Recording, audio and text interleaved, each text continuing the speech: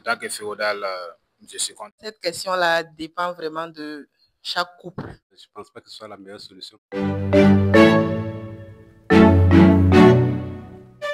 50-50 dans le foyer, je ne suis pas pour et pas totalement contre aussi. Voilà.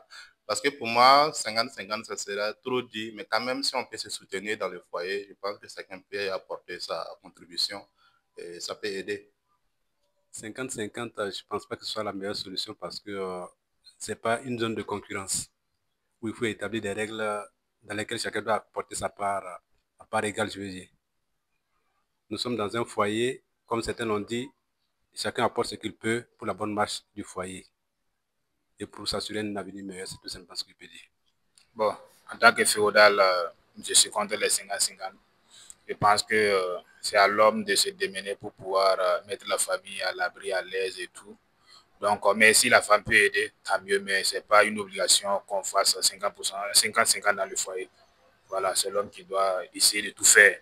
Voilà, mais si la femme peut contribuer, tant mieux. Voilà. Pour moi, d'abord, cette question-là dépend vraiment de chaque couple. Voilà, ce n'est pas une question à laquelle on peut répondre oui ou non comme ça. Ça dépend des réalités de chaque couple. Il y a des couples déjà qui bâtissent leur fortune ensemble. Donc, dans ces cas-là, le 50-50, c'est fondé. Mais dans le cas où, par exemple, le couple a des activités différentes, aussi, on peut être dans le même couple, il peut avoir des objectifs qui ne rentrent pas dans le même cadre. Donc là, on ne peut pas forcément parler de 50-50. Et j'aimerais aussi dire que le 50-50, généralement, les gens ne voient ça que sur le volet économique, financier. Mais quand on va parler de 50-50, il faut aussi inclure tout ce qui est investissement physique dans le foyer.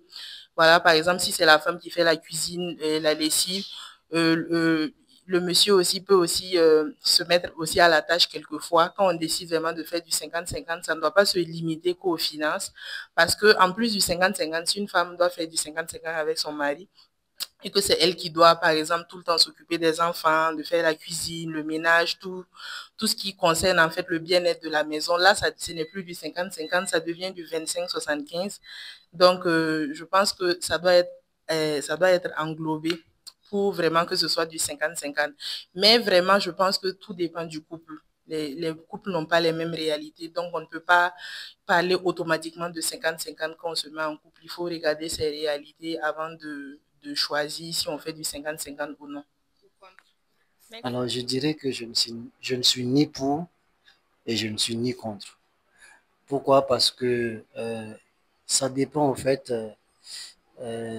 du couple en réalité. Voilà, il y a des couples qui s'entendent très bien et donc ils peuvent se partager les charges sans problème. Mais par contre, vous allez avoir affaire à un couple où, par exemple, si madame contribue, elle veut en même temps porter la culotte. Et donc, en ce sens-là, ça ne peut pas aller. Voilà, donc tout dépend en fait de, la, de comment la femme qui doit contribuer à hauteur de 50%, même plus. Il y a des femmes qui contribuent même peut-être dans des foyers à plus de 50%, mais personne ne le saura parce qu'elles connaissent, bien qu'elles contribuent, elles connaissent sa place au foyer.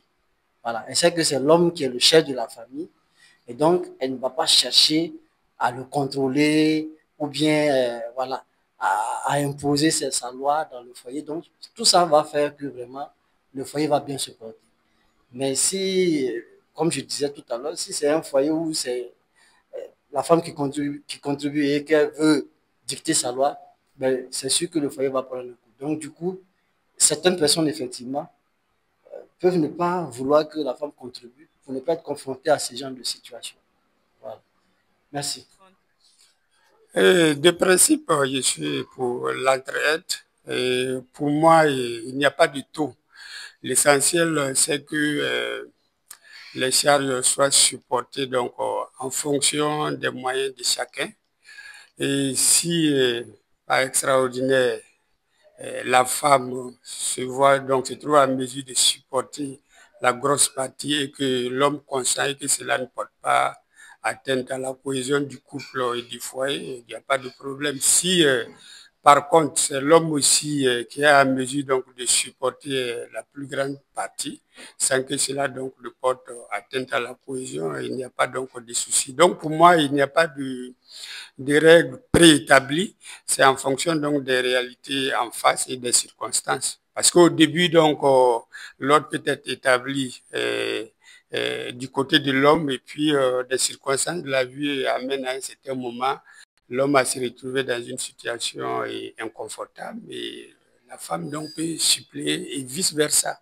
Donc pour moi, ce n'est pas quelque chose qu'il faut établir de façon linéaire. L'essentiel donc c'est l'entente. Si il y a l'entente, l'un ou l'autre peut combler le vide laissé par l'autre.